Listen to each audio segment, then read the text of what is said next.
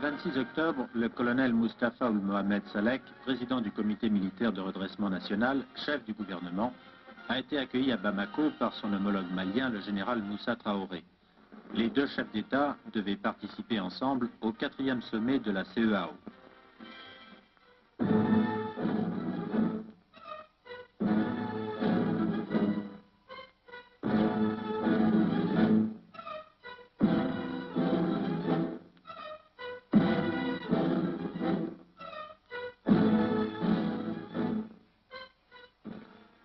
Les hauts responsables maliens et l'importante colonie mauritanienne établie au Mali ont souhaité la bienvenue au président Mustafa Ould Mohamed Salek et à la délégation du CMRN et du gouvernement qui l'accompagnait.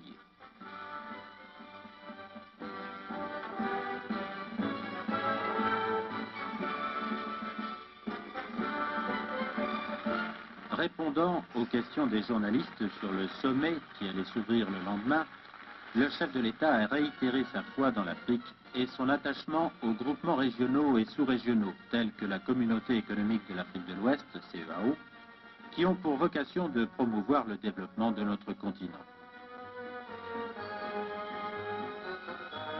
Les 6 pays membres de la CEAO étaient tous représentés au sommet de Bamako: la Mauritanie, le Mali, la Côte d'Ivoire, la Haute-Volta, le Niger et le Sénégal. Le Togo et le Bénin y ont assisté en qualité d'observateurs. La séance d'ouverture de la conférence allait être marquée par un échange d'allocutions entre le président hôte, Moussa Traoré, et le doyen d'âge de la communauté, le président ivoirien, Félix Houphouët-Boigny. Tous deux allaient mettre l'accent sur l'urgente nécessité pour nos pays d'atteindre les objectifs fixés par la CEAO. Le président Houphouët devait par ailleurs souhaiter que la Mauritanie connaisse enfin la paix afin de pouvoir se consacrer pleinement à son développement économique et social. Au cours de leurs travaux, les participants devaient étudier la création de 2 nouveaux instruments destinés à consolider l'esprit de solidarité et un espace communautaire unifié. Il s'agissait d'abord d'un fonds de solidarité et d'intervention pour le développement économique de la communauté, alimenté par une dotation annuelle de 1,5 milliard de francs CFA, fournie par les contributions des États membres. Il s'agissait aussi d'un accord sur la libre circulation et le droit d'établissement des personnes entre les États de la CEAO.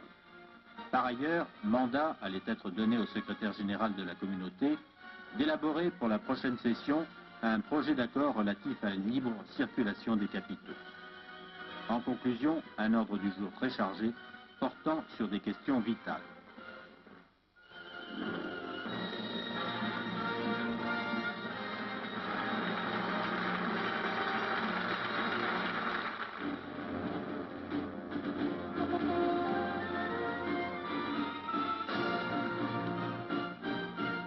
Parallèlement aux travaux de la conférence, le colonel Mustafa Ould Mohamed Salek a reçu en audience successivement le secrétaire général de l'OUA,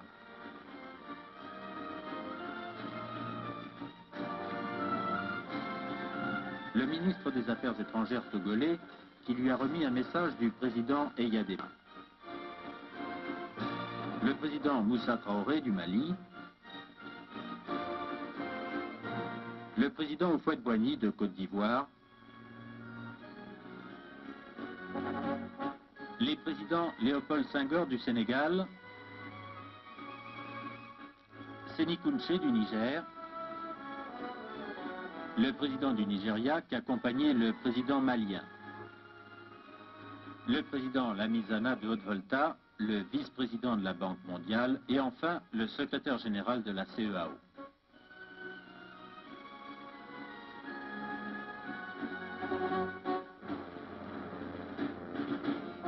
Au cours de la séance de clôture, le secrétaire général de la CEAO devait donner lecture des décisions de la conférence.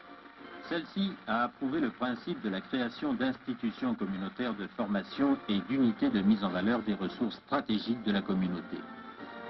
2 de ces institutions, la Société communautaire d'armement, d'achat et de commercialisation de la pêche et le Centre de formation supérieure de la pêche, seront établies à Nouadhibou en Mauritanie. Les autres institutions seront implantées suivant le même souci d'équilibre entre les membres de la communauté. Ce sont le Centre régional de recherche en énergie solaire, l'École supérieure de la géologie et des mines, le Centre africain d'études supérieures de management. Par ailleurs, il a été décidé la création immédiate d'un poste de secrétaire général adjoint de la communauté affecté à la République islamique de Mauritanie.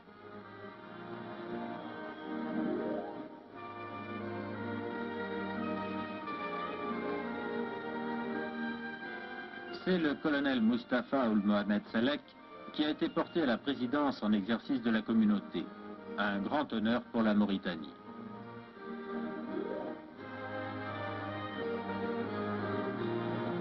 À la fin de la séance de clôture, le chef de l'État devait prononcer un important discours dans lequel il a mis l'accent, en particulier, sur les conclusions bénéfiques du sommet de Bamako, avant d'attirer l'attention de ses pairs sur le chemin qui reste à parcourir. Nous pouvons dire que la CAO est entrée de plein pied dans l'âge adulte, renforçant ainsi la mystique communautaire au profit de nos peuples et de nos États. Cependant, comme le soulignait mon éminent prédécesseur, son Excellence le Président Moussa Traoré, lors du sommet d'Abidjan, l'ampleur non seulement des espoirs ouverts, mais aussi des certitudes acquises, nous engage et nous condamne à réussir. En effet, et malgré le chemin déjà parcouru, il convient de ne pas céder à l'optimisme. Il convient de ne pas céder à l'optimisme béat, car les obstacles sont nombreux, qui restent à franchir et qui sont inhérents aux réalités, aux difficultés de toutes sortes, aux différences existantes à plusieurs niveaux, à l'adversité de la nature, aux exigences imposées par une conjoncture internationale troublée et mouvementée. Pour sa part, et ainsi que cela a déjà été réaffirmé à plusieurs reprises par le Comité militaire de redressement national et le gouvernement mauritanien, la République islamique de Mauritanie ne ménagera aucun effort pour la réussite totale de cette grande œuvre communautaire à laquelle elle demeure fermement attachée. C'est en vue de cet objectif que j'essaierai également